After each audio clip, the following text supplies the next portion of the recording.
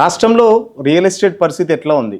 గత ప్రభుత్వం పోల్చుకుంటే ఈ కాంగ్రెస్ ప్రభుత్వం వచ్చిన తర్వాత 18 నెలలుగా రియల్ ఎస్టేట్ రంగం అభివృద్ధి చెందిందా? లేకపోతే ఇంకా ఏ పరిస్థితిలో ఉంది అసలు? గతంలో చూసాం రియల్ ఎస్టేట్ సంబంధించి కొంతమంది రియల్టర్లు ఆత్మహత్యలు చేసుకున్న పరిస్థితి కూడా. సో ఈ అన్నిటి అంశాలపై మనతో మాట్లాడడానికి CREDAI immediately past president Rajasekhara Reddy గారు ఉన్నారు. సార్ నమస్తే. సార్ ఏంటి సార్ రియల్ ఎస్టేట్ పరిస్థితి? ఏం చెప్తారు? ఎట్లా ఉంది పరిస్థితి? మార్కెట్ ఎట్లా ఉంది అసలు? మార్కెట్ ఎలా అంటే ఓవరాల్గా హైదరాబాద్ నిర్మాణ రంగానికి చెప్పాలని అంటే మనకి ఏ రకమైన డోకా ఉండదని చెప్పొచ్చు. ఎందుకంటే ఇది ఒక ఫౌండేషన్ అనేది వెరీ స్ట్రాంగ్. అంటే ఇది గడిచిన 1-2 సంవత్సరాలను ఎదిగింది కాదు. మనకి గడిచిన ఒక 25 సంవత్సరాల నుంచి నార్మల్గా ప్రతిసారి కూడా ఒక్కొక్క మెట్టు ఎదిగినట్టు అనమాట. దాంతో మనం ఏంటంటే ఒకప్పుడు 2004లో హైటెక్ సిటీ కానీ, దాని తర్వాత ఓఆర్ఆర్ కానీ, దాని తర్వాత ఇంటర్నేషనల్ ఎయిర్పోర్ట్ అనౌన్స్మెంట్ కానీ, దాని తర్వాత చూసినప్పుడు కొత్తగా తెలంగాణ రాష్ట్రం ఏర్పడ్డ తర్వాత ముఖ్యంగా హైదరాబాద్ ఎదిగిన దిశ లోపల చూసుకుంటే అదేమవుతుందనంటే Hyderabad is a cosmopolitan city where weather conditions తోటే కాకుండా ఇక్కడ వచ్చే లివింగ్ స్టాండర్డ్స్ కూడా చూసినా కూడా తర్వాత హైదరాబాద్ నిర్మాణ రంగం ఐటీకి అనుసంధానంగా ఎదిగిన విధానం. అంటే it depends on the different kind of leaders. అప్పుడు టైం టు టైమ్ లీడర్షిప్ అనేది మారినా కూడా ఆ వచ్చిన వాళ్ళందరూ కూడా ముఖ్యంగా చెప్పాలంటే గడిచిన తెలంగాణ రాష్ట్రం సాధించిన తర్వాత the way Hyderabad evolved is really good అనమాట. దాంతో మనకి ఏమవుతుందనంటే సంవత్సరానికి ఒకప్పుడు 50,000 ఉద్యోగాలు అని అనుకున్నది ఐటీ దాంట్లో కూడా ఇప్పుడు సంవత్సరానికి యావరేజ్గా 150,000 ఉద్యోగ అవకాశాలు ఉన్నాయి. దాంతోపాటుగా చెప్పాలని అంటే మనకి ఇండస్ట్రీస్ అండ్ మ్యానుఫ్యాక్చరింగ్ యూనిట్స్ లోపల దాదాపుగా 3 లక్షల కోట్ల ఇన్వెస్ట్మెంట్స్ రావడం జరిగింది అప్పుడు. దీంతో ఏమవుతుందనంటే ఇప్పుడు మనకి మెడికల్ డివైస్ పార్క్, తర్వాత వచ్చేసరికి జినోమ్ వ్యాలీ, తర్వాత ఈసిటీ దగ్గర ఇప్పుడు అంతకుముందు మనకు ఫ్యాబ్ సిటీ అని ఉండే దాన్ని పేరు మార్చి ఈసిటీ అని చేసిన తర్వాత మనకు చందన్ వేలి లోపల కూడా కొత్త ఇండస్ట్రియల్ క్లస్టర్స్ రావడము. ఇవన్నిటితోటి ఏమవుతుందనంటే మనకి వీటన్నిటిని మించి ఫార్మాకి ఓవరాల్గా అక్రాస్ ద వరల్డ్ ఉన్న డిమాండ్కి మన దగ్గర ఉండేదానికి ఈ ఎంప్లాయ్మెంట్ అంటే not only the IT employment, we have the potential for the other sector employments అని. దీంతో ఏమవుతుందంటే మనకి వచ్చే 10-15 సంవత్సరాలకి ఏ రకంగా కూడా అవకాశాలకి అంటే ఉద్యోగ అవకాశాలకి డోకా లేదు.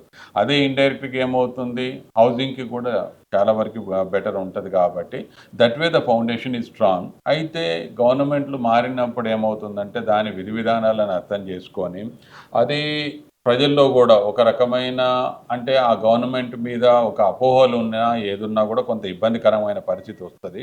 బట్ ఆ గవర్నమెంట్ ప్రూవ్ చేసే దిశ లోపల వాళ్ళ ఆలోచనలకి ఒక రూపం ఇచ్చేసి కానీ ఒక కాన్ఫిడెన్స్ ఇచ్చినప్పుడు మళ్ళీ పికప్ అయ్యే అవకాశాలు ఉంటాయి.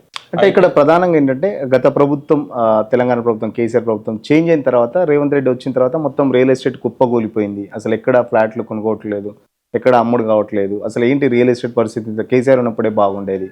నిజంగా అటువంటి ప్రచారం జరుగుతుంది. ప్రచారమేనా నిజం ఉందా దాంట్లో? ఎట్లా ఏం చెప్తారు? ప్రచారం అని అంటే పర్టికులర్గా I don't want to go in to personal things అనమాట. బట్ ఓవరాల్గా మార్కెట్ సెంటిమెంట్స్ అనేది చూసినప్పుడు ఎలా ఉంటుందంటే నిర్మాణ రంగం ఎప్పుడు కూడా రాజకీయాలకు అతీతం. అంటే ఎప్పుడు కూడా మేము గత ప్రభుత్వంతో కూడా కలిసి తీసుకున్న నిర్ణయాలు విధి విధానాలు ఏంటనంటే నిర్మాణ రంగం ఎదిగినప్పుడు దానికి రాష్ట్ర ప్రగతికి దోహదపడుతుందనే దాని మీద కూడా మా ఇన్వాల్వ్మెంట్ ఉండేది.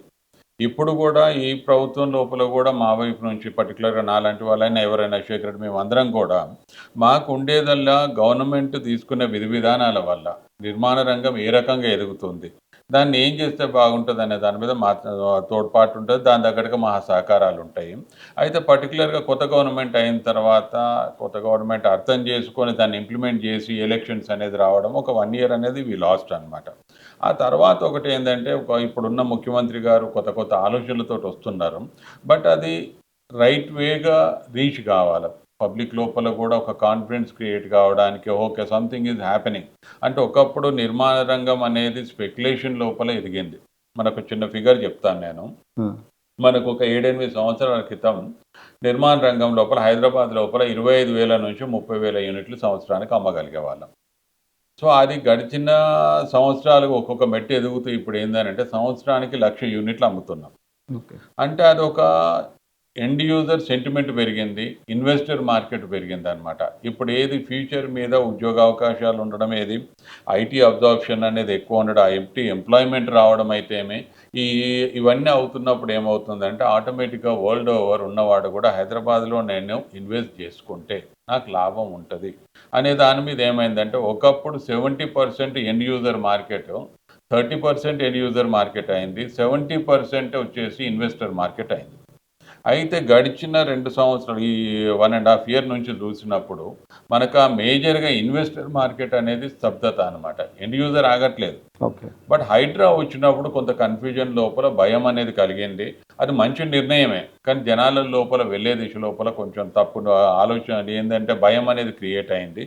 దాన్ని ముఖ్యమంత్రి గారికి కలిసున్నాము. తర్వాత బట్టి విక్రమార్క గారికి, ఉత్తమ్ కుమార్ రెడ్డి గారికి కూడా కలిసినప్పుడు ఒక సబ్ కమిటీ మీటింగ్ పెట్టున్నారు. పెట్టిన రోజు కూడా మేము చెప్పున్నాం, నిర్మాణ రంగం ఇప్పుడిప్పుడే కొంచెం ఎదుగుతుంది. మళ్ళీ దాన్ని కోలుకునే టైం లోపల ఇటువంటి నిర్ణయాలతోటి అది కొంచెం తప్పు నిర్ణయం అని మేము అంటలేము. కానీ దాన్ని ప్రకటించిన విధానంలో తప్పు ఉంది అన్న తర్వాత దెన్ అప్పుడు చెప్పున్నారు, జూలై 2024 ముందు పర్మిషన్ లేదున్నా కూడా దాన్ని మేము టచ్ చేయమని చెప్పి.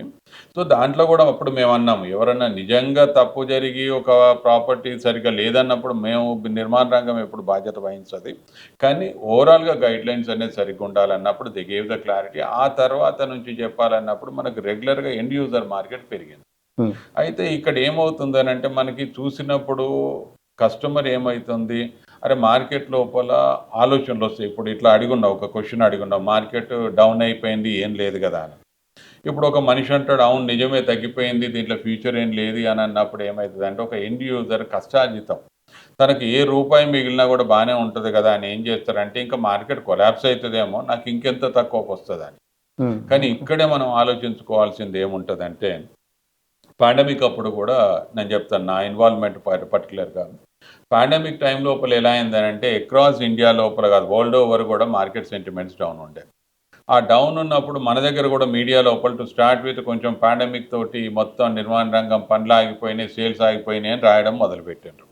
అప్పుడు నేను మన వాళ్ళందరినీ కూడా పిలుచుకొని ఒక ఇండివిజువల్గా మాట్లాడేది, కొంతమందిని పిలిచి మాట్లాడుకుంటా. ఒకటే ఏం చెప్పేది అని అంటే, మనకి ముఖ్యంగా ఈ పాండమిక్ తోటి ఒకటి ఏంటంటే రేపు ఫ్యూచర్ గురించి ఆశ లేదు. దాంతోపాటు చెప్పారంటే ఈ నిర్మాణ రంగానికి ఏమవుతుంది అనే దాని మీద చూసుకుంటే, మనం ఈ నెగిటివిటీలో ఉంటే రేపు మంచి అయ్యి బయటపడ్డాం అనుకో, మరి ఫ్యూచర్ ఏంటి. సో అందుకోసం మీ అందరిది కూడా నాకు ఎక్కడ హెల్ప్ కావాలని అంటే, ఉన్న నిర్మాణ రంగంలో ఉన్న పాజిటివిటీని బయటకు తీసుకెళ్దాం. దాని నుంచి ఆ పాజిటివిటీ మనం ఇక పబ్లిక్ లోపల పోయినప్పుడు ఫ్యూచర్ మీద హోప్స్ క్రియేట్ చేద్దాం అని చెప్పేసి ఏం చేసేదంటే, అక్రాస్ ఇండియా నుంచి కూడా హైదరాబాద్కు ఉన్న పొటెన్షియల్ ఏంటిది అని కొన్ని ఆర్టికల్స్ ఏదన్నా ఉన్నా కూడా మన వాళ్ళతోటి అవన్నీ కూడా మళ్ళీ పబ్లిష్ చేయించేది అనమాట. అదొకటే కాదు, మెట్టుమెట్టు అట్లా చేసుకుంటూ వచ్చినప్పుడు గవర్నమెంట్ కూడా దాని తగ్గట్టుగా సహాయ సహకారాలు ఇవ్వకపోతే మనం ముందుకు పోం. దానికి ఎందుకంటే కొంచెం మొమెంటం ఒకటి ఒక పుష్ చేయాలన్నమాట. అప్పుడు కేటీఆర్ గారిని అడిగి మనం 2.5% స్టాంప్ డ్యూటీ రిడక్షన్ ఉంటే బాగుంటుందని అడిగున్నాం. అయితే అడిగినప్పుడు ఏమైందనంటే, కొంచెం గవర్నమెంట్ సీఎం గారు కానీ, తర్వాత అప్పుడు సోమేష్ కుమార్ గారు ఉండి అది ఒప్పుకునేటట్టు లేరు, గవర్నమెంట్ అది తట్టుకునేటట్టు లేదన్న తర్వాత దెన్ తనకు ఇంకేదన్నా ఆలోచనలు అన్నప్పుడు ఇంకేదన్నా ఆప్షన్ అనేది ఒకటి పర్మిషన్ ఫీ ఇన్స్టాల్మెంట్ అనేది ఒకటి వర్కౌట్ చేయడం జరిగింది. తను వెంటనే ఆలోచనలు ఇంప్లిమెంట్ చేస్తున్నారు. ఆ ఇంప్లిమెంట్ చేయడంతో ఏమైందనంటే, అప్పుడు మార్కెట్ లోపల కొత్త ప్రాజెక్టుల మొమెంటం ఉంది. మన దగ్గర కూడా ఏందనంటే మంచి మార్కెట్ డిమాండ్ క్రియేట్ అయింది. ఇంకా కొత్త ప్రాజెక్టులు చేసుకుంటే పొటెన్షియల్ ఉంది కదా అనేది ఒక పాజిటివిటీ ఉన్నది. అది ఎన్కరేజ్ చేసుకొని మన బిల్డర్లు ఏం చేస్తున్నారు అని అంటే, ఈ 25% పర్మిషన్ ఫీ పే చేస్తే పర్మిషన్ రిలీజ్ అయిన తర్వాత 75% బ్యాలెన్స్ నాకు వర్కింగ్ క్యాపిటల్ అవుతుందని కొత్త ప్రాజెక్టు లాంచింగ్ చేసినప్పుడు 40% across India new project launches are in Hyderabad. ఓవరాల్గా ఆ పాండమిక్ టైం లోపల దాన్ని కూడా మనం పాజిటివ్గా తీసుకుపోయినాం. అంటే హైదరాబాద్లో ఏమో ఉన్నది కాబట్టే మీకు ఇది ఉంది. ఈ కొత్తగా ఎవరు కూడా బిజినెస్ లోపల రిస్క్ తీసుకోరు. అంటే ఆ పాజిటివిటీ ఉన్నది కాబట్టి మాకు ఇక్కడ బిల్డర్లు లాంచ్ చేస్తున్నారు అనేది కూడా అదే మన మీడియా ముఖంగా మనం పాజిటివ్గా తీసుకెళ్ళినాం. దాని తగ్గట్టుగానే మనకి ఇన్వెస్ట్మెంట్స్ వచ్చినాయి.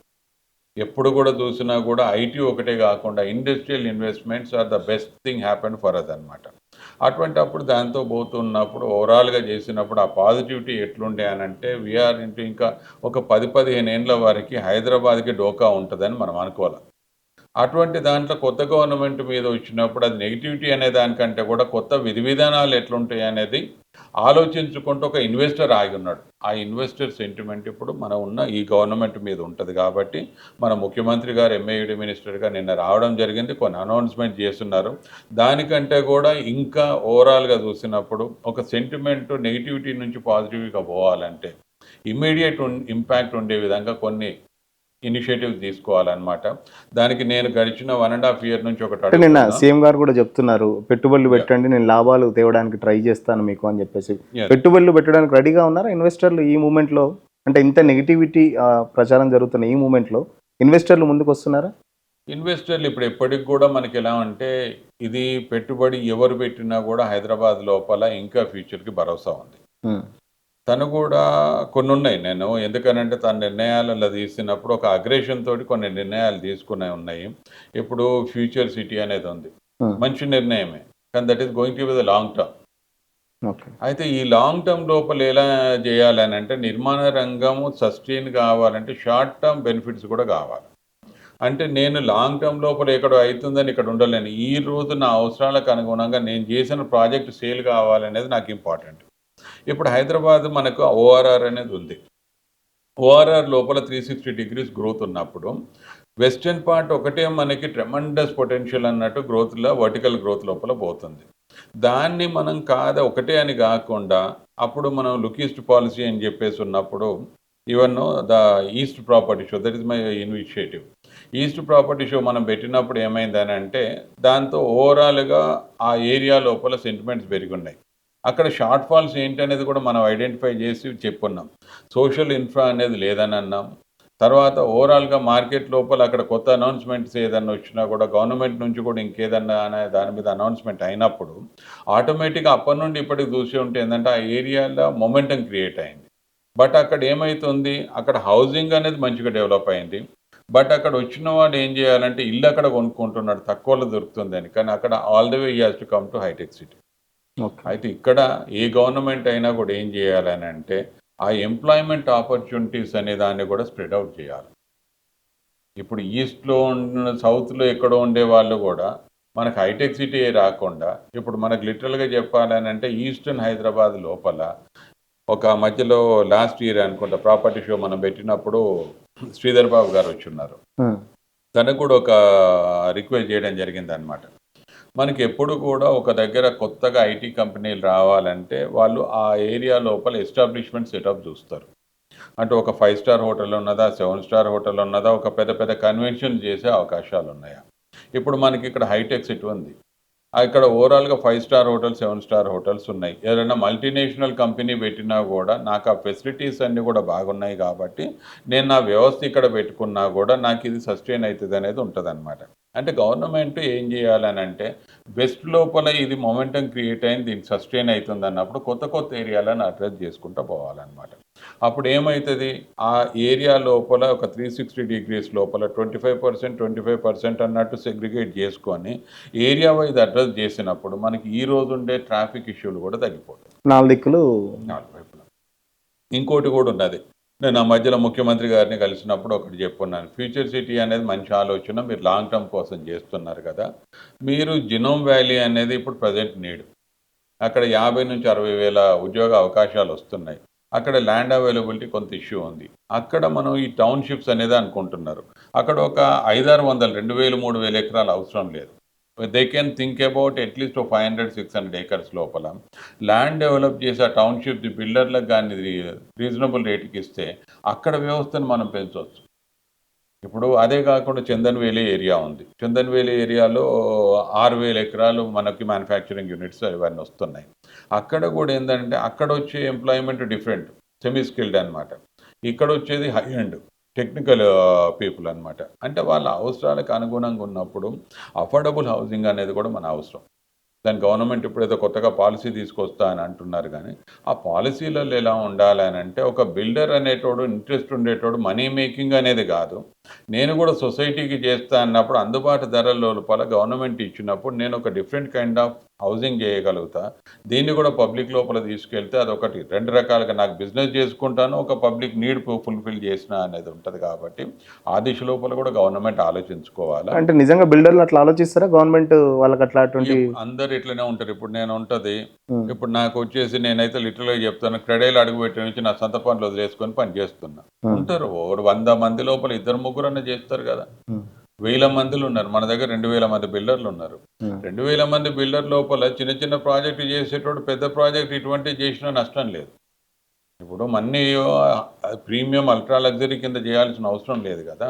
కొంతమంది ఉంటారు ఇంట్రెస్ట్ ఉండేవాళ్ళు, అవకాశాలు క్రియేట్ అయితేనే కదా మనం సెమీ గేటెడ్ చేసేది. గేటెడ్ కూడా. అట్లా అది దాన్ని బట్టేసి అన్నమాట. అంటే క్రెడైలో మీరున్నప్పుడు ఎలాంటి మార్పులు తీసుకొచ్చారు ప్రత్యేకంగా ఈ నిర్మాణ రంగం కానీ రియల్ ఎస్టేట్ రంగం సంబంధించి?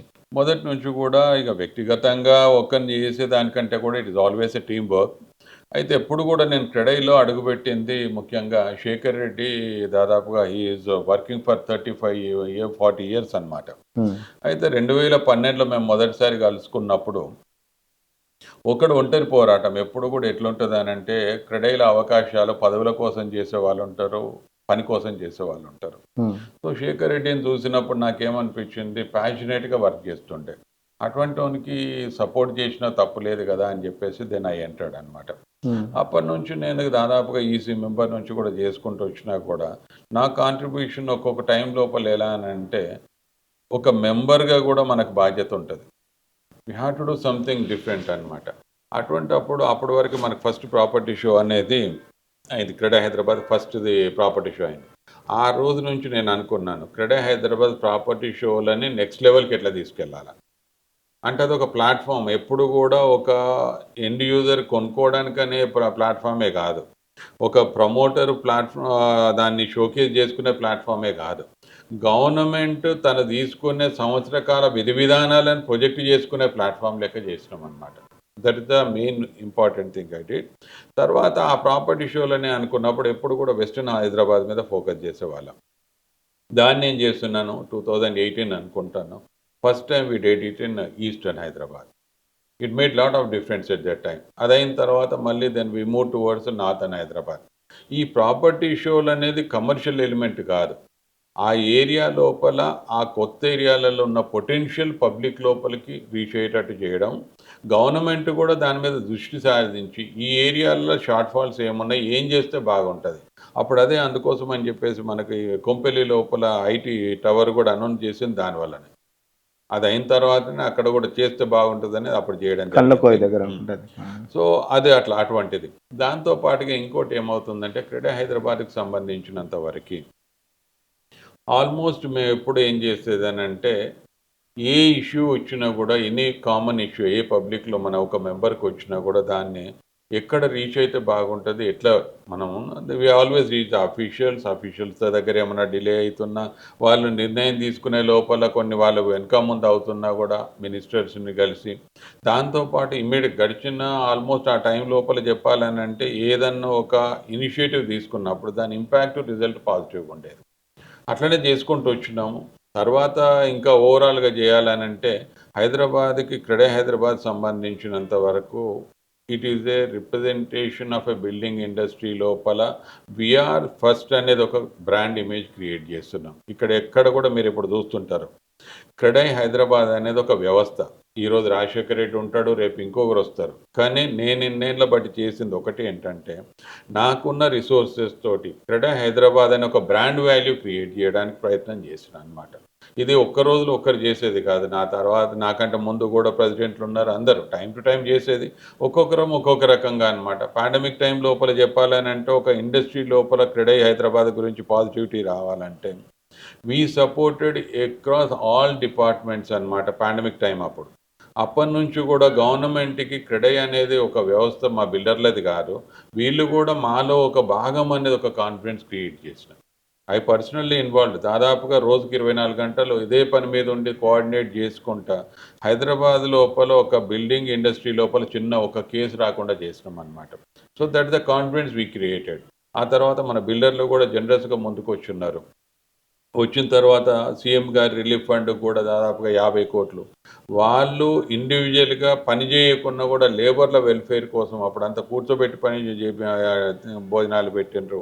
వాళ్ళకన్నీ ఏది కావాలంటే అవన్నీ చేసి 100 క్రోర్స్ ఆల్మోస్ట్‌గా ఆ 2, 3 నెలల టైం లోపల 150 కోట్లు. ఇంకా ఉందా పాండమిక్ ఎఫెక్ట్ ఇంకా కంటిన్యూ అవుతుందా ఓవరాల్‌గా లేకపోతే? ఏందనంటే పాండమిక్ ఎఫెక్ట్ నుంచి కూడా అది ఒక రకంగా మనకి ఏం చేసింది అనంటే ఆహ్, లేబర్ పాయింట్ ఆఫ్ వ్యూ లోపల అందరికీ హైదరాబాద్ బిల్డర్ల గురించి ఒక పాజిటివిటీ ఇచ్చిందనమాట. హ్మ్. అంటే వీళ్ళు కష్టం సుఖం లోపల మాతో పాటు ఉంటారు అనేది ఒక కాన్ఫిడెన్స్ ఇచ్చింది. అప్పుడు ఏమైంది పాండమిక్ ఇంపాక్ట్ తోటి అందరూ పోయినా కూడా మళ్ళీ వెంటనే ఏం చేస్తున్నారు మనకి ఏదైతే అంత నార్మల్సీకి వచ్చిన తర్వాత ఎవ్వరు కూడా ఎక్కడెక్కడ పోలా. వాళ్ళు ప్రతి ఎక్కడ ఒక్కరు జాబ్ ముందు ఉన్నా హైదరాబాద్ పోవాలి. సో దాంతో ఆటోమేటిక్‌గా చాలా మనకి అవి వచ్చినాయి. తర్వాత ఏమైతుందంటే ఈ ఓవరాల్‌గా మార్కెట్ సెంటిమెంట్స్ ఇంప్రూవ్ అయినప్పుడు ఎప్పుడు కూడా లీడర్‌షిప్ ఈజ్ ఇంపార్టెంట్. వాళ్ళు తీసుకునే నిర్ణయాల వల్ల ఏ ఏరియాలో గ్రోత్ స్పర్ ఉన్నప్పుడు ప్రొజెక్షన్ చేసుకోవడం. అంటే ఫ్యూచర్ ప్రాస్పెక్ట్స్ ఏం బాగుంటాయి, ఏది ఎట్లా అనేది. అది టైమ్ టు టైమ్ మనం ఏందంటే అది కనెక్ట్ చేయాలి. ఎప్పుడు కూడా నాయకత్వం అంటే కనెక్టింగ్ ద డాట్స్ అన్నమాట. అది ప్రాపర్‌గా చేసి రిజల్ట్స్ ఇయ్యగలిగినాం అని అన్నప్పుడు then it makes a impact. ఆ రకంగా అంటే మీరు చూసినప్పుడు ఇంతకుముందు హైడ్రా గురించి మాట్లాడుతూ హైడ్రా వచ్చిన తర్వాత కొంచెం ఎఫెక్ట్ అయితే కనబడింది అని చెప్పేసి అంటారు. యాహ్! గతంలో దాదాపు ఎట్లా కస్టమర్స్ ఎట్లా అంటే లేక్ వ్యూ అపార్ట్మెంట్స్ కానీ లేకపోతే లేక్ దగ్గర ఉంటే తీసుకోవడం చాలా ఇంట్రెస్ట్ ఉంది. ఇప్పుడు లేక్ దగ్గర తీసుకోవాలంటే భయపడుతున్న పరిస్థితి. ఎక్కడైనా కొనాలంటే కూడా హైడ్రాకి సంబంధించి దానికి పూర్తి అనుమతులు ఉన్నాయా? లేకపోతే దానికి సంబంధించి పూర్తి ఇప్పుడు ఎన్ఓసీలు ఉన్నాయా? యాహ్! అని ఇక్కడ కస్టమర్స్ చూస్తున్నారు కదా ఎట్లా? దీనికి ఇది నేను క్లారిటీ ఇస్తాను. హ్మ్. ఎందుకనంటే హైడ్రాకి సంబంధించినంత వరకు హైడ్రా ఒక ఇనిషియేటివ్‌ని మనం నెగెటివ్‌గా తీసుకోవాల్సిన అవసరం లేదు. హ్మ్. ఎందుకంటే అది ఎన్విరాన్మెంటల్ ప్రొటెక్షన్ కింద, లేక్ ప్రొటెక్షన్ కింద అని తీసుకున్న ఒక కార్యాచరణ. సో దానికి తగ్గట్టుగా ఒక కమిషనర్‌గా అఫీషియల్ పోలీస్ ఆఫీసర్‌గా రంగనాథ్ గారు ఉన్నారు. He knows what he is doing. He knows what to do. అయితే ఇక్కడ ఏమవుతుందనంటే మనకు పబ్లిక్ లోపల, మీడియా లోపల వచ్చి విధానాల వల్ల ఏమవుతుందంటే ఒక తప్పు చేసిన వాళ్ళు ఎవరిదో ఉన్నా కూడా he can't be A real estate builder. ఆ ప్రాజెక్టు ఇక్కడ నార్మల్‌గా ఒక బిల్డరే కట్టిండనేది కాదు. కొన్నుంటాయి. ఏది ఆ మధ్యలో ఇక్కడ అమీన్‌పేట వైపు ఏదో ఇండిపెండెంట్ హౌసెస్ అమీన్పూర్‌లో అవన్నీ అమీన్‌పూర్ సంథింగ్ అక్కడ ఆ ఏరియా లోపల కొన్ని ఇండిపెండెంట్ హౌసెస్ ఏదో ఇష్యూ. అంటే బాచుపల్లిలో కూడా బ్యాక్ చాలా ఎండ్ వరకు. లోపల మనకి ఏమున్నదనేది తెలవకుండా మనం అన్వయించుకోకూడదనమాట. ఇప్పుడు కొన్నుంటాయి. ఇప్పుడు మనకెందుకంటే గవర్నమెంట్ నుంచి గూడా ఫస్ట్ ఇరిగేషన్ ఎన్ఓసి ఉండి తర్వాత జీహెచ్ఎంసీ ఆర్ హెచ్ఎండిఏ నుంచి పర్మిషన్ ఉన్నప్పుడు వాళ్ళు అన్నీ చూడకుండానైతే ఇవ్వరు కదా. ఇక్కడ ఏమవుతుందంటే లేక్‌కి బఫర్ అనేది ఉంటది. ఆ బఫర్ మెయింటైన్ చేసుకుంటూ మనం అన్ని ప్రాపర్‌గా ఉన్నప్పుడు ఎవరు కూడా దాన్ని కూలగొట్టడానికి లేదు, ఏది లేదు. కానీ ఇక్కడ ఒకటి ఏమైందనంటే సడెన్‌గా కొన్ని ప్లేస్‌లలో ఆ లేక్ బౌండరీస్ అనేది కొంత కన్‌ఫ్యూజన్ ఉండడంతోటి ఒకటి. దానికి ఇప్పుడు గవర్నమెంట్ వైపు నుంచి ఏం చేస్తున్నారంటే బౌండరీస్ అనేది డిమార్కేషన్ చేస్తున్నారు. సో, దాంతో క్లారిటీ వచ్చినప్పుడు ఏమైతది, ఈ రికార్డ్స్ ప్రకారం బిల్డింగ్ ఎక్కడ ఉండాలనో అక్కడనే ఉంటుంది. లేక్ ఎక్కడ ఉండాలనో అక్కడనే ఉంటుంది. ఆ ఎంక్రోచ్‌మెంట్స్ ఆపడానికి ఇది పనికొస్తుందనమాట. కానీ ఆ ఉన్న కన్‌ఫ్యూజన్ మాత్రం పోతుందిప్పుడు. సో, అటువంటప్పుడు ఏమైతది, ఆ పాత రోజులు లెక్క ఒకటే ఆ అపోహలతోటి, భయంతోటి ఉన్న వాళ్ళంతా గూడా, ఒకటే నన్ను చాలా వరకు అడిగిన వాళ్ళందరికీ కూడా చెప్పేది, ఏ బిల్డర్ గూడా రిస్క్ తీసుకొని కష్టార్జితాన్ని మోసం చేసి బిజినెస్ జేయడు. హ్మ్. సో, అటువంటప్పుడు ఏమైతదనంటే, మీరు ఒక్కటే దీన్ని బిల్డర్ మంచోడు అనే దానికి నేను ఎండార్స్‌మెంట్ ఇయ్యను. కానీ రెరాలో రిజిస్టర్ చేసుకున్నప్పుడు మీ దానికి ఒక రకమైన హక్కును కాపాడుకునే అవకాశం ఉన్నది. సో, ఏ ప్రాజెక్ట్ అయినా రెరాలో రిజిస్టర్ అయింది అనంటే మీరు కళ్ళు మూసుకొని కొనుక్కోండి. హ్మ్. ఏ బిల్డర్ కూడా వ్యక్తిగతంగా తనేదో చేసి తప్పు చేయాలని కట్టడు. ఒకవేళ బై ఛాన్స్ ఏదైనా ఉంటే రెగ్యులేషన్స్ అగెయిన్స్ట్ ఉన్నప్పుడు 1, 2 ఏదైనా ఉంటే మనకు తెలవదు గానీ but it is going to be taken care bye the RERA if something goes wrong. అటువంటప్పుడు ఆ నెగెటివ్ సెంటిమెంట్స్ తోటి ఉండకూడదు అన్న తర్వాత దెన్ ఆల్మోస్ట్ మెజారిటీగా స్ట్రీమ్ లైన్ అయిపోయింది. నిజంగా హైడ్రా ఎఫెక్ట్ ఇప్పుడు అమీన్పూర్‌లో గాని, లేపోతే బాచుపల్లిలో కూలగొట్టిన దానికి ఆ ఎఫెక్ట్ పడలేదంటారా నిర్మాణ రంగం అంటే మీద? మొదలు ఇక్కడ వాళ్ళు చెప్పేదేంటంటే మాకు అన్ని పర్మిషన్స్ ఉన్నాయి. Yeah. కోర్ట్ ఆర్డర్స్ ఉన్నాయి కూడా వచ్చి పలగొడుతున్నారు. హైడ్రా అంటే కేవలం కూల్చివేస్తందుకే హైడ్రా పెట్టిరని ఒక ఇక అదే ప్రచారం మనము కూడా. ఒకటి ఎలా ఉంటుందనంటే, మనిషిని మనిషిలా తీసుకోవాలా. హ్మ్. దాన్ని హైడ్రాని నాకు వ్యక్తిగతంగా ఇప్పుడు ఇంప్లిమెంటేషన్ చేసే విధానాల లోపల తప్పులు పట్టడం అనేది కాదు గానీ, హ్మ్. మనకి ఫ్యూచర్‌లో ఎవరో ఒకరు చేసే తప్పులను సవరించాల్సిన అవసరాలు కూడా ఉంటాయి. ఎన్‌క్రోచ్‌మెంట్ అయింది అన్నప్పుడు ప్రొటెక్ట్ చేయాల. అది ముందు తరాలకు మంచి అనేది మాత్రం నాకు కూడా అనిపిస్తుంది అనమాట. అయితే ఇక్కడ వచ్చినప్పుడు ఏందనంటే విధి విధానాలు అనేది ఇంప్లిమెంట్ చేసే ముందు పబ్లిక్ లోపల పోవాలి. దాని ఇప్పుడు ఉంటుంది, నేను ఏ రోజు పర్మిషన్ తీసుకున్నాడు, పర్మిషన్ తీసుకునే ముందు అతను ఏమవుతుంది, నిజంగా చెప్పాలంటే దీని గురించి అవగాహన లేనోడు కూడా బిజినెస్లోకి వచ్చిండు అనుకుందాం, డబ్బులు ఉన్నాయి, నాకు డబ్బులు ఉన్నాయి, నేను ఇరిగేషన్ నుంచి ఎన్ఓసి తీసుకున్నా అంటాడు, నాకు డబ్బులు ఉన్నాయి, నేను జిహెచ్ఎంసీ నుంచి హెచ్ఎండి నుంచి పర్మిషన్ తీసుకున్నా అంటాడు, అది లీగల్గా అవన్నీ వెరిఫై చేసుకుంటాడు, అయిపోతుంది. బట్ అక్కడ ఈ రోజు నేను పెట్టుబడి పెట్టి ఉన్న తర్వాత ఇది హైడ్రా లోపల ఎఫెక్ట్ పడ్డది అని అన్నప్పుడు తెలియక తప్పు చేసి ఉంటే దాన్ని ఏంటి అనేది సరిదిద్దుకునే అవకాశాలు ఉండాలి, ఒకవేళ తెలియకుండా చేస్తే. కానీ అక్కడ ఏంటంటే ఒక ఆథెంటిక్ బాడీ పర్మిషన్ ఇచ్చినప్పుడు దానికి ఒక శాంక్టిటీ ఉండాలి. అందుకోసం ఇప్పుడు ఏమవుతుంది, ఆ డేట్ తర్వాత ఏదైనా కూడా పర్మిషన్ ఇస్తున్నావు అంటే దీనికి ఈ కండిషన్స్కి నువ్వు లోబడి ఉన్నావా, తప్పు చేసావు అంటే బిల్డింగ్ కూలగొడతావు. That's the way we have to implement అనమాట. ఇక్కడ హైడ్రా బిల్డర్ మధ్యలో ఒక కస్టమర్, ఒక సగటు మధ్యతరగతి వాడు మొత్తం జీవితం అంతా డబ్బులు కూడా పెట్టుకొని ఒక అపార్ట్మెంటో లేకపోతే ఒక ఇండివిజువల్ ఇల్లు కొనుక్కుంటే హైడ్రా వాళ్ళు వచ్చి కూల్ చేయడం, లేకపోతే బిల్డర్ ఆయన కూడా చేతులు ఎత్తేసిన పరిస్థితి, హైడ్రా కూల్చింది నేనేం చేయాల్సిన పరిస్థితి. ఇప్పుడు ఒక కస్టమర్ వైజ్ గా ఇప్పుడు ఎలా ఉంటుందని అంటే మనం ఓవరాల్ ఇండస్ట్రీ గురించి మాట్లాడాలి. ఒకరు ఇద్దరు ఏంటి అనేది, ఎవరు ఏంటి అనేది కూడా నాకు తెలియదు. బట్ ఒకటి ఏమవుతుంది అని అంటే ఈ ఓవరాల్ గా చేసినప్పుడు పర్మిషన్ అనేది క్లారిటీ తోటి ఉండి ప్రాపర్గా ఉన్నప్పుడు, నిజంగా చెప్పాను, నేను అదే చెప్పున్నాను, ఒక రెరా రిజిస్టర్డ్ అయిన ప్రాజెక్ట్ అని అంటే ఇది ఆథెంటిక్. అటువంటప్పుడు తప్పులు అనేది రెరా అథారిటీ చూస్తుంది. అక్కడ మనం ఏ కస్టమర్ కూడా నష్టం జరగదు. ఒకవేళ ఏదన్నా ఉన్నా కూడా ఏమవుతుంది, రెరా వైపు నుంచి తీసుకున్న డెసిషన్ తోటి ఆ బిల్డర్ కాంపెన్సేట్ చేస్తాడు. కానీ ఇక్కడ 99.9% ఆఫ్ బిల్డర్స్ ఎవరు కూడా నాకు తెలిసి దాన్ని తప్పు చేసి, ఇప్పుడు ఒకటి ఏంటంటే మనకి జియో నెంబర్ 86 వచ్చిన తర్వాత సెట్ బ్యాక్స్ మనకు స్టాండర్డైజ్ అయిపోయినాయి. ఒకప్పుడు పర్మిషన్ తీసుకుంటే ఎట్లుండేదని అంటే మనకి ఆ పర్మిషన్ ప్లాన్ ఒకలా ఉండేది, ఎగ్జిక్యూట్ చేసిన ప్లాన్ వేరే ఉండేది. ఇప్పుడు జియో 86 వచ్చిన తర్వాత 100% యాజ్ టీజ్గా మెయింటైన్ అవుతుంది. ఆ 10% డీవియేషన్ అనేది క్లాజ్ తోటి ఉంది కాబట్టి బై ఛాన్స్ ఎవరన్నా ఒక 1-2% అయినా కూడా పెనాల్టీ కట్టి రెగ్యులరైజ్ అవుతుంది. సో ఈ సిస్టమ్ లోపల ఉన్నప్పుడు మనకి ఓవరాల్గా సెట్ బ్యాక్ డీవియేషన్స్ లేదు, బిల్డింగ్ ప్లాన్ డీవియేషన్స్ లేకుండా దాదాపుగా 2006 నుంచి వ్యవస్థ బాగున్నది. దాంతో చేసుకున్నప్పుడు ఇక్కడ ఎంక్రోచ్మెంట్ చేసి నాకు లాభం అవుతుంది అనుకునే వాళ్ళు 0.001% కూడా ఉంటారు నాకు తెలుసు. మీరు చెప్తున్నారు రెరాలో కొనుక్కున్న వాళ్ళకే మేము న్యాయం చేయగలుగుతామని మీరు చెప్తున్నారు. రెరాలో మెంబర్షిప్ తీసుకునే వాళ్ళు చిన్న చిన్న బిల్డర్స్ చాలా మంది ఉంటారు, వాళ్ళ దగ్గర ఇప్పుడు అదే ఉంటుంది. ఇక్కడ ఒక చెప్తాను నేను, అక్కడ లేక్ ఉంటుంది, లేక్లో ల్యాండ్ ఎంక్రోచ్ అయి ఉంటుంది. అక్కడ ఎవరో ఇండివిజువల్ పర్సన్ తీసుకొని దానికి అది ఈవెన్ ఎల్ఆర్ఎస్ అయి ఉన్నదా లేదా తెలియదు, ఆ ల్యాండ్కి టైటిల్ ఏంటి అనేది మనకు తెలియదు. అక్కడ 5-6 ఇండిపెండెంట్ హౌసెస్ కట్టి దాని మార్కెట్లో అమ్మితే ఎవరు బాధ్యత తీసుకుంటారు? అది తప్పే కదా. తప్పు. అటువంటిప్పుడు గవర్నమెంట్ యాక్షన్ తీసుకోవాలి. అటువంటి దాని మీద మనం ఏం చేయలేము. అలాంటి బిల్డర్లు మీరు కట్టడి చేయడానికి ఏం లేదా, ఓన్లీ రెరా వరకే మనం ఎటువంటిది కట్టడి చేస్తామని అంటే ఫస్ట్ మనకి మన మెంబర్లు అయినా కూడా ఒకటి తప్పు ఒప్పులనే దాని మీద గైడ్ లైన్స్ ప్రాపర్గా మెయింటైన్ చేయమని గైడ్ చేయగలుగుతాం. అంతేగాని వాళ్ళు ఏం చేసిండ్రు, తప్పు చేసిండ్రు, ఒప్పు చేసిండ్రు అని క్రెడా హైదరాబాద్ ఎప్పుడు కూడా చూడలేదు. బట్ ఓవరాల్గా జనరల్ గైడ్ లైన్స్ ఇది ఉన్నది, ఒక బిల్డరు ఒక సిస్టమ్ మీద ఫాలో కావాలనేది మన గైడ్ లైన్స్ సెట్ చేసుకుంటాం. దాన్ని బట్టేసే మెజారిటీ దాదాపుగా 90% ఆఫ్ ద బిల్డర్స్ అంటే ప్రాజెక్ట్స్ అయ్యేది మన క్రెడా హైదరాబాద్ మెంబర్స్ తోటే.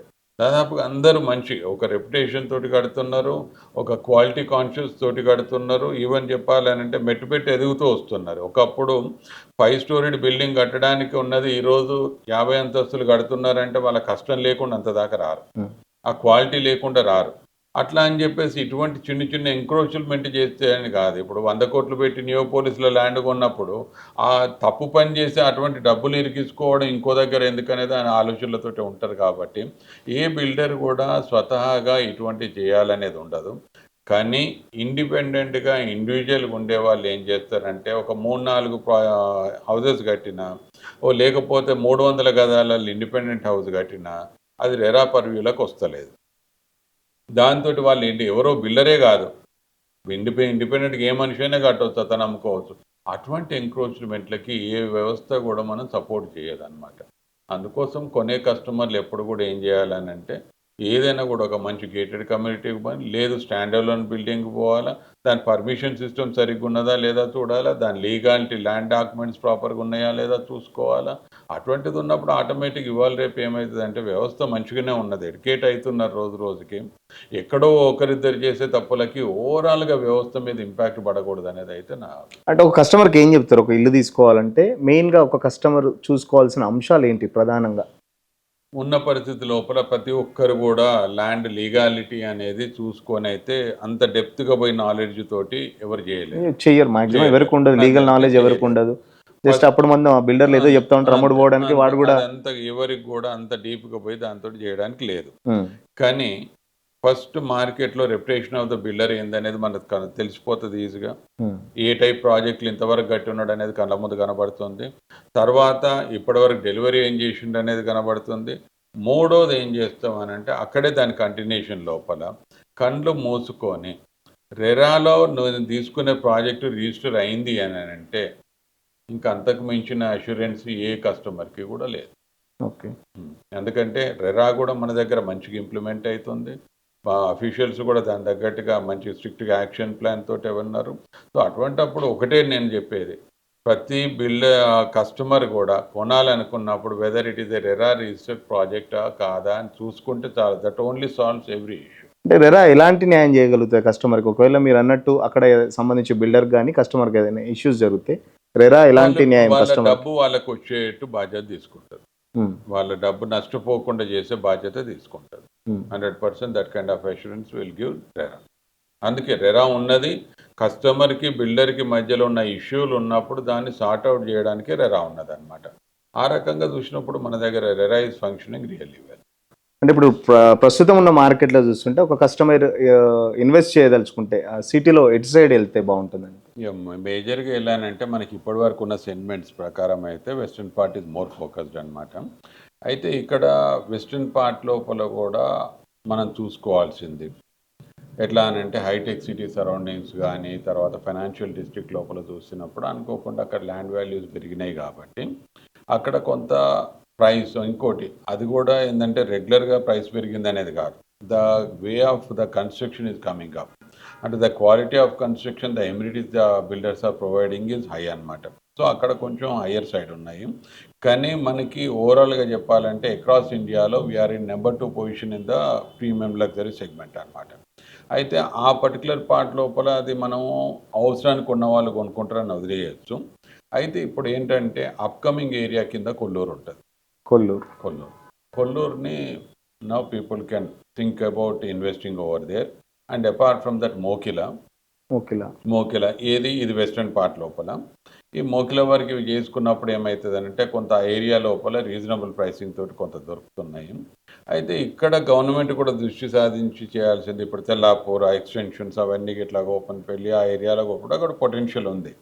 అయితే ఇప్పుడు గవర్నమెంట్ ఏం చేయాలని అంటే వెస్ట్రన్ పార్ట్ లోపల పర్టికులర్లీ సౌత్ వెస్ట్ లోపల ఇంత గ్రోత్ ఉన్నప్పుడు అక్కడ కావాల్సిన బేసిక్ నీడ్స్, ఇప్పుడు వాటర్ ఉన్నది, వాటర్ కూడా ఫ్యూచర్ అంత పాపులేషన్ వస్తుంటే మనం ఎట్లా ప్రొవైడ్ చేయగలుగుతాం. తర్వాత డ్రైనేజ్ ఫెసిలిటీ, ఇప్పటి వరకు కొన్ని బిల్డింగ్లు కంప్లీట్ అయిపోతుంటే దానికి డ్రైనేజ్ ఫెసిలిటీ వస్తలేదు. సో దాంతో పాటుగా చెప్పాలని అనుకుంటే మనకి power supply is also more important. ఇవన్నీ చేసుకుంటూ పోతే ఇది నిజంగా ప్రాపర్గా సెట్ అయ్యామంటే Kollur is going to be the best place for any kind of investment. That is the first part.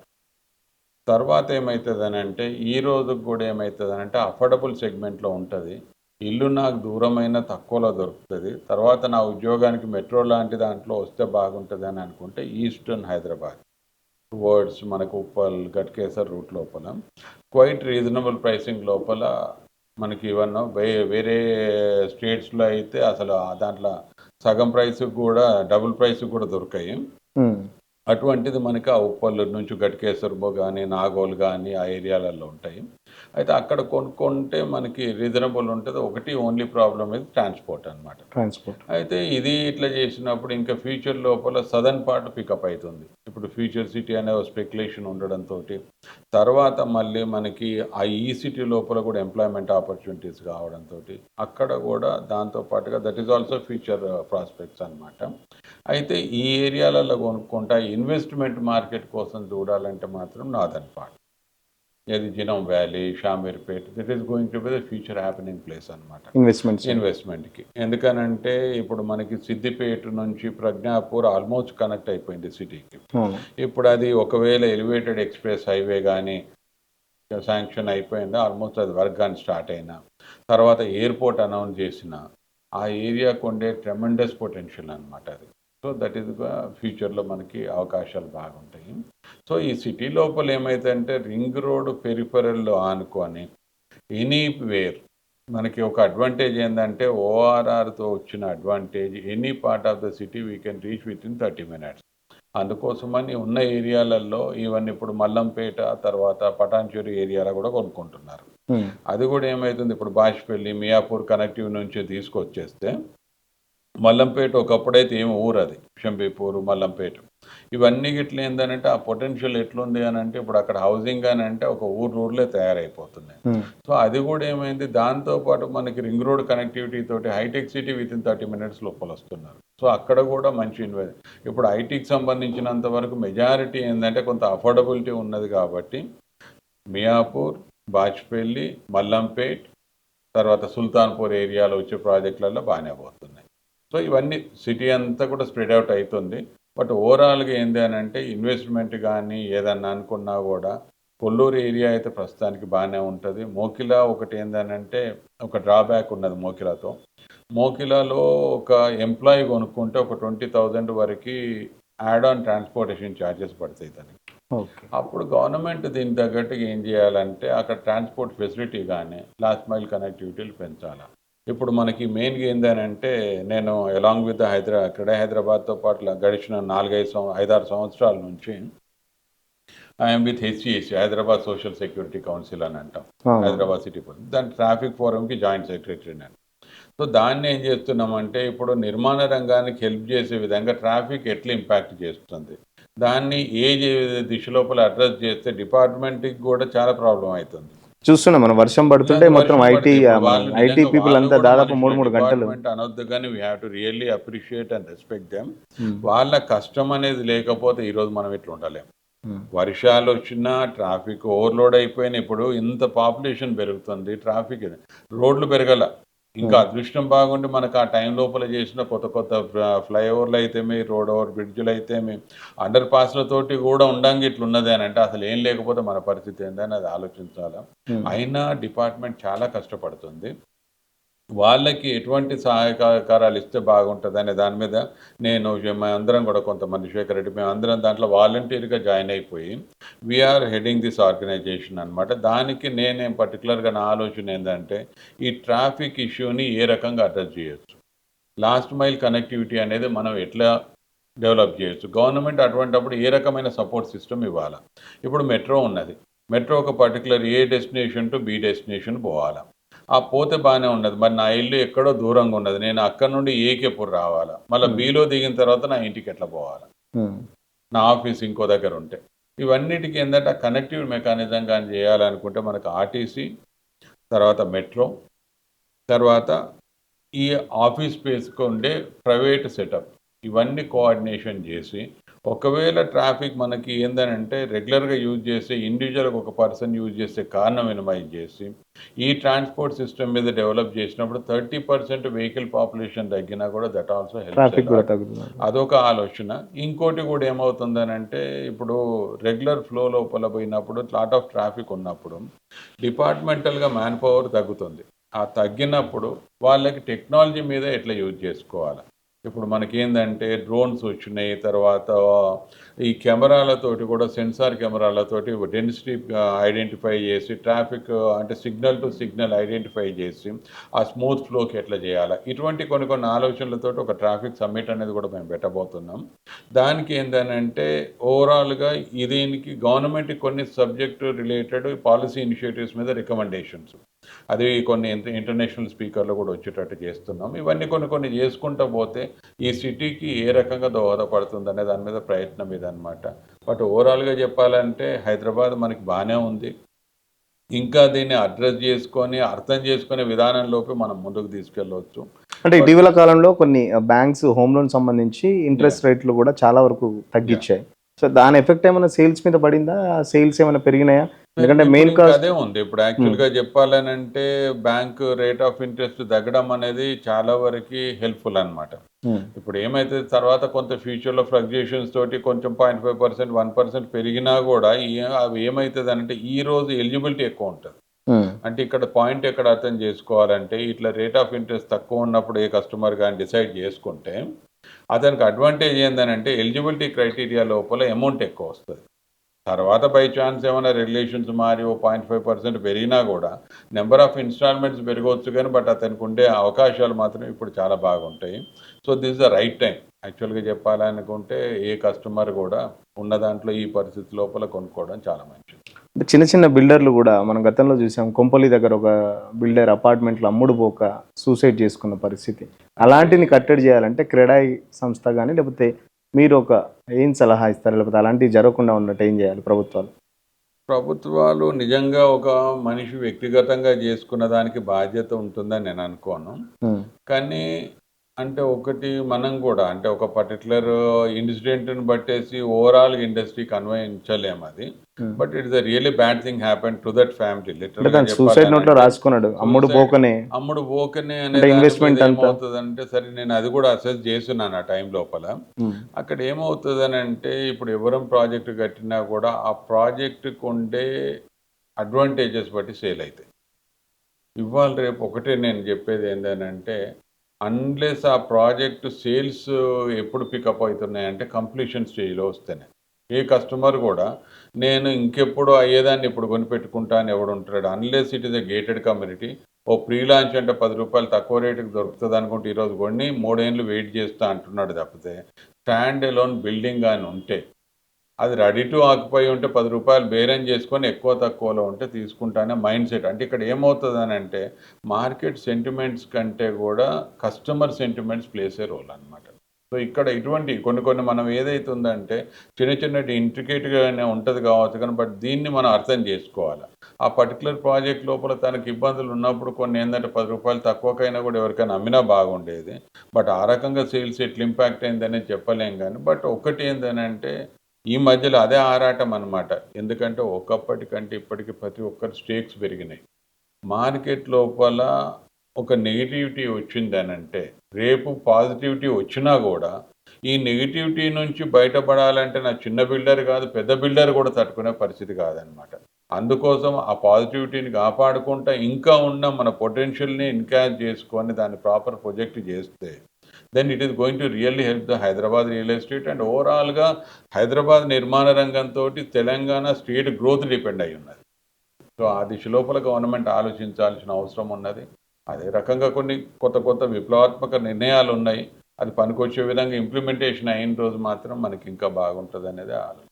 అంటే పర్టికులర్గా నిర్మాణ రంగానికి సంబంధించి గత ప్రభుత్వాలతో చూసుకుంటే ఈ కాంగ్రెస్ ప్రభుత్వం వచ్చినప్పటి నుంచి ఎలాంటి మీకు రెస్పాన్స్ ఇస్తుంది లేకపోతే ఎలాంటి సహాయ సహకారాలు? ప్రభుత్వ పరంగా ఏం చెప్పలేను. వ్యక్తిగతంగా చూసినప్పుడు గవర్నమెంట్ వచ్చినప్పుడు ఒక్కొక్కరు ఆలోచనలు ఒక విధంగా ఉంటాయి కాబట్టి ఒక గడిచిన ప్రభుత్వం ఈవెన్ చంద్రబాబు నాయుడు గారు హైటెక్ సిటీ అరచేతిలో ప్రపంచం చూపించిండు అనుకున్నాం బట్ ఇట్ ఇంపాక్టెడ్.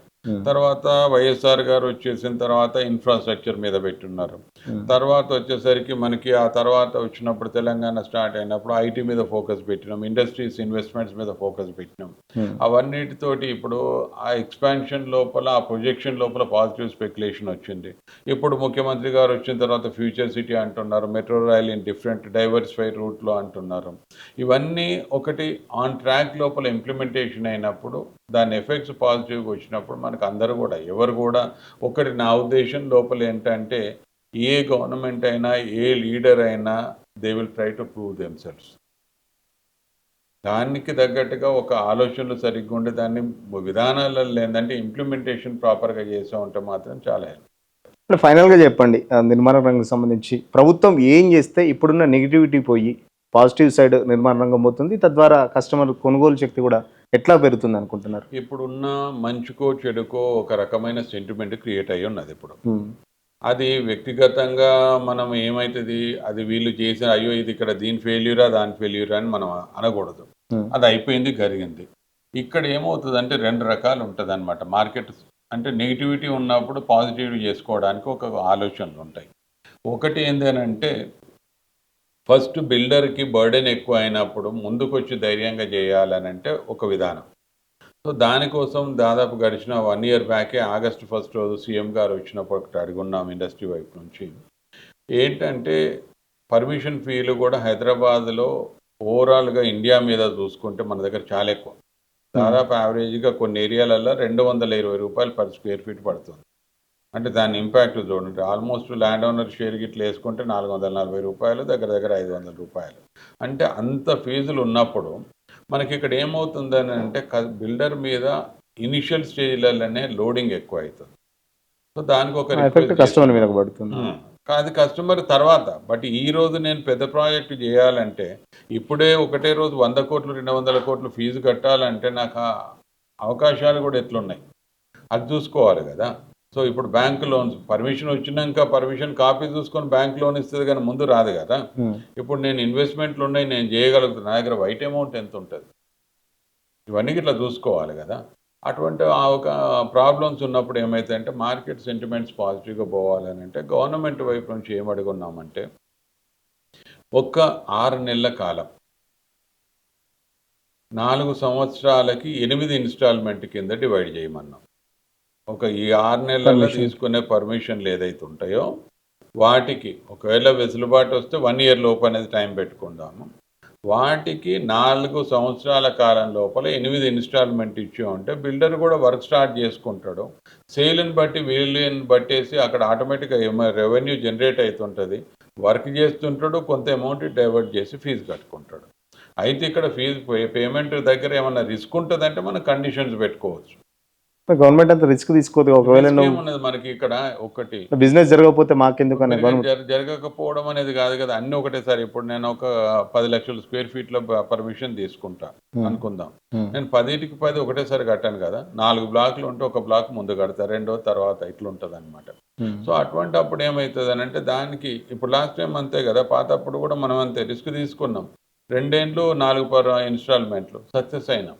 ఇప్పుడు కూడా అట్లా చేస్తే ఏంటంటే కొత్త ప్రాజెక్టులు చేసేటోళ్ళకి వచ్చినప్పుడు ఆ వర్కింగ్ క్యాపిటల్ చేతిలో ఉండే ప్రోగ్రెస్ పోతుంది, వర్క్ మీద చూపెడతారు. పర్మిషన్లకి కాకుండా అదొకటి.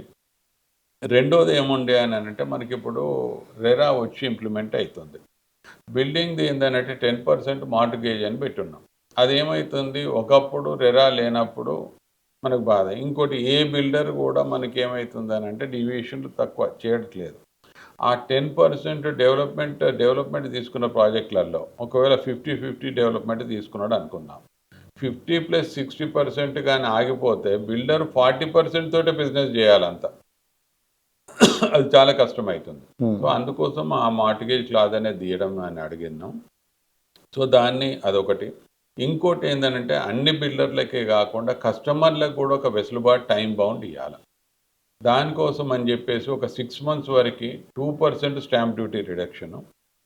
ఒకవేళ గవర్నమెంట్ ఒక నిర్ణయం తీసుకుంటా అంటే 1% if it is registered on women for long term.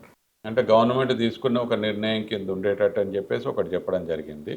So ఈ 3 కానీ చేస్తే ఒకప్పుడు ఇది ఎందుకు ఈ స్టాంప్ డ్యూటీ రిడక్షన్ ఎందుకు పాజిటివ్గా అవుతుంది అని చెప్తామంటే, నేను కూడా అప్పట్లో నిజంగా పాండమిక్ స్టార్ట్ అయినప్పుడు I'm the first person to court, నేను పేపర్లో కూడా వచ్చాను. 2.5% స్టాంప్ డ్యూటీ రిడక్షన్ చేద్దాము, దాంతో ఇంపాక్ట్ బాగుంటుందని అన్న తర్వాత మన దగ్గర వీలు కాదు. కానీ మహారాష్ట్ర గవర్నమెంట్ ఇంప్లిమెంట్ చేస్తే ఈరోజు బాంబే లోపల ఇన్వెంటరీ 0కి వచ్చింది. ఆడ రేట్లు కూడా పెరిగినాయి. అంటే ఒక్కసారి ఇచ్చే వెసులుబాటు ఏం చేస్తుందంటే పాజిటివిటీ క్రియేట్ చేస్తుంది. సో అందుకోసమని అడుగున్నాం, ఒకవేళ ఇవి కానీ చేయగలిగామంటే మాత్రం మార్కెట్ లోపల ఉండే ఏ మాత్రం నెగిటివిటీ అనేది ఉన్నా కూడా అదంతా వెళ్ళిపోయి ఆటోమేటిక్గా పాజిటివ్ ట్రాక్లో పోయినప్పుడు ఇన్వెస్టర్లు వస్తుంటారు, కొనేటోడు కొంటుంటాడు. ఇప్పుడు ఆటోమేటిక్గా క్యాష్ ఫ్లో మార్కెట్లో వచ్చినప్పుడు అక్కడ రిఫ్లెక్షన్ విల్ బి ఎవ్రీవేర్. అట్లా ఎట్లా ఉంది భారతదేశంలో పోలిస్తే మిగతా మెట్రోపాలిటన్ సిటీస్ తో పోలిస్తే హైదరాబాద్ లో ఎలా ఉండబోతుంది నిర్మాణం Hyderabad is best when compare to even బాంబేని మనం రీచ్ కాలేము the rate point of view లోపల, but sales point of view లోపల, overall market sentiments point of view లోపల when compare to any city across the country Bombay తర్వాత మనం ఉన్నాం. బాంబే తర్వాత second place. We're really doing good. Okay, అంటే ఒక నిర్మాణ రంగం సంబంధించి ఇటు సిమెంట్ కానీ ఇసుక కానీ లేబర్ కానీ వీటన్నిటి కాస్ట్ ఎఫెక్ట్ అటు బిల్డర్ మీద కానీ కష్టం మీద ఎట్లా పడబోతుంది? ఒకప్పుడు పాండమిక్ తర్వాత కొంచెం మెటీరియల్ రేట్లన్నీ కూడా ఒక 30-40% పెరిగున్నాయి. ఆ పెరిగినప్పుడు ఆటోమేటిక్గా దాని ఇంపాక్ట్ మనకు చాలా అయిందనమాట. అప్పటి నుంచి కొంత ప్రైసింగ్ అనేది పెరిగింది. దాంట్లో కూడా ఇంకోటి కొత్త కన్స్ట్రక్షన్ టెక్నాలజీలు వచ్చినాయి మనకి. బట్ ఎక్కడ కూడా ఏమవుతుందంటే బిల్డరు వీలైనంత వరకు ఎక్కడో దగ్గర కాస్ట్ రిడక్షన్ అనేది చేసి కస్టమర్కి బెనిఫిట్ ట్రాన్స్ఫర్ చేస్తున్నాడు. మనం లిటరల్గా చెప్పాలంటే హైదరాబాద్ లోపల బిల్డర్లు కట్టే క్వాలిటీతో కానీ బిల్డర్లు ఇచ్చే ఎమ్యూనిటీస్ కానీ అక్రాస్ కంట్రీ ఎవరి ఇయర్ ఆ ప్రైస్కి ఇట్స్ అ లగ్జరీ అనమాట. ఇక ఆ రకంగా చూసినప్పుడు మనకు హైదరాబాద్ నిర్మాణ రంగం లోపల ఇవన్నీ ఆ ఇంపాక్ట్ అనేది ఏదన్నా అనిపించినా కూడా that is being taken care bye the builder only. మనం ప్రైస్ పెరిగింది అనుకుంటాం, సిమెంట్ ఒక్కొక్కసారి ఫ్లక్చుయేషన్స్, వేరే మెటీరియల్ దాదాపు 250 మెటీరియల్ ఉంటాయి. వాటికి ఒకదానికొకటి ఇంటర్లింక్లు ఉంటాయి, ఒకటి పెరిగితే ఇంకో డబుల్ అవుతుంది. ఇవన్నీ అయితే 40% యావరేజ్గా ప్రైస్ పెరిగింది. కానీ మనం దాన్ని అట్లనే ఓవరాల్ ట్రాన్స్ఫర్ చేసుకోకుండా కొంత అన్నట్టు అవుతుంది. బట్ ఇప్పుడు చెప్తున్నాను కదా, మనము 12,000కి నియోపోలిస్లు అమ్ముతున్నారు, 4,500కి ఉప్పల్లో అమ్ముతున్నారు. క్వాలిటీ ఆఫ్ కన్స్ట్రక్షన్ లోపల పెద్ద తేడా ఉండదు, అమ్యూనిటీస్ దగ్గర తేడా ఉంటున్నాయి. హైయెస్ట్ ప్రైస్ ఎంత అండి మీరు? హైయెస్ట్ ప్రైస్ వచ్చి హైదరాబాద్ మనకి హైదరాబాద్లో ఇప్పటికి 25,000 కూడా పోయినాయి ఉన్నాయి. ప్రెసెప్ట్ ఏరియాలో గచ్చిబౌలి, కోకాపేట్. లోయెస్ట్ ప్రైస్ అంటే ఇప్పుడు మీరు చెప్పిన ఉప్పలండి లోయెస్ట్ వచ్చేసి 4,500 to 5,000 రాక్ బార్ అనేది యావరేజ్గా 5,000 ఇస్ ద లోయెస్ట్. మనం మార్కెట్ మూవ్మెంట్ అంతా కూడా 12,000కి యావరేజ్ తీసుకోవాలి. కొన్ని ప్రాజెక్టులలో 25,000, 26,000, తర్వాత అది విల్లాస్ ఉంటాయి, అపార్ట్మెంట్స్ కానీ ఉంటాయి, లిమిటెడ్ అంటే అన్నిట్లలో ఒక 3-4 ప్రాజెక్టులు అటువంటి. ఎట్లా ఉంటుంది ఫ్రీ లాంచ్ ఆఫర్స్ తీసుకునే కస్టమర్స్కి ఏం చెప్తారు? అంటే దాని మీద మనమే ఎంకరేజ్ చేస్తున్నాం ఎప్పుడు కూడా. ఆ మధ్యలో క్రెడే హైదరాబాద్ నుంచి చాలా మంది బిల్డర్లు ఎవరైతే కస్టమర్స్ దగ్గర డబ్బులు తీసుకొని దాన్ని ఇనిషియేట్గా తీసుకొని ఇన్వెస్ట్మెంట్గా తీసుకొని, అది ఒకప్పుడు ఆ ట్రెండ్ ఉంటే మనం ఏం చేస్తున్నామో last almost 2 years back CREDAI Hyderabad నుంచి ఒక క్యాంపెయిన్ పెట్టున్నాం అనమాట. అంటే అవేర్నెస్ ప్రోగ్రామ్. ఏ బిల్డర్ని నువ్వు తప్పు చేస్తున్నావు అని క్వశ్చన్ చేయలేము, ఎవరిని ఆపలేము మనము. దానికంటే కూడా కస్టమర్కి యూడిఎస్ స్కీమ్ అనేది ప్రీలాంచ్ల మీద పోకుండా మీకు దీంతో జరిగే నష్టం ఏంటి, లాభం ఏంటి అని చెప్పకుండా ప్రతి ఒక్కరూ రిజిస్టర్ ప్రాజెక్ట్ పోవాలని ఆ రోజు నుంచి ప్రమోట్ చేస్తున్నాం అనమాట. అది ఇంపాక్ట్ చాలా ఉంది, పబ్లిక్ లోపల మార్పు వచ్చింది. అంత రిస్క్ తీసుకొని ఇప్పుడు ఎవరు కొనట్లేదు. Thank you. ఖచ్చితంగా రియల్ ఎస్టేట్ రంగంలో హైదరాబాద్కు ఎప్పుడు టాప్ ప్లేస్లోనే ఉంటుంది. ఎందుకంటే గత 15 అంటే వచ్చే 15 లోపు కూడా రియల్ ఎస్టేట్ రంగంలో పాటు ఇటు నిర్మాణ రంగంలో కూడా హైదరాబాద్ టాప్ ప్లేస్లోనే ఉండబోతుందని చెప్పేసి గత ప్రభుత్వం ఎలాగైతే సహకరించిందో ఇప్పటి ప్రభుత్వం కూడా మాకు సహకారాలు అందిస్తుంది. బట్ ప్రభుత్వం దగ్గర మేము కూడా కొన్ని క్రెడాయి తరపున కొన్ని ప్రతిపాదనలు పెట్టాం. ఆ ప్రతిపాదన కనుక ప్రభుత్వం ఒప్పుకుంటే ఇటు బిల్డర్లకు కానీ అటు కస్టమర్లకు కానీ రాబోయే రోజుల్లో ఈ నెగిటివిటీ, ఇప్పుడున్న నెగిటివిటీ అంతా పోయి పాజిటివిటీ ఖచ్చితంగా వస్తుంది. సో రియల్ ఎస్టేట్ రంగం కూడా అటు నిర్మాణ రంగం కూడా గతంలో ఉన్నట్టే చాలా అద్భుతంగా ఉంటుందని చెప్పేసి కస్టమర్లు ఎక్కడ కూడా భయపడాల్సిన అవసరం లేదు. ఎక్కడ మీకు అనుకూలంగా ఉంటే దానికి సంబంధించి అక్కడ మీరు ఇన్వెస్ట్ చేసుకోవచ్చు అని చెప్పేసి క్రెడాయి ప్రతినిధి రాజశేఖర రెడ్డి గారు చెప్తున్న పరిస్థితి.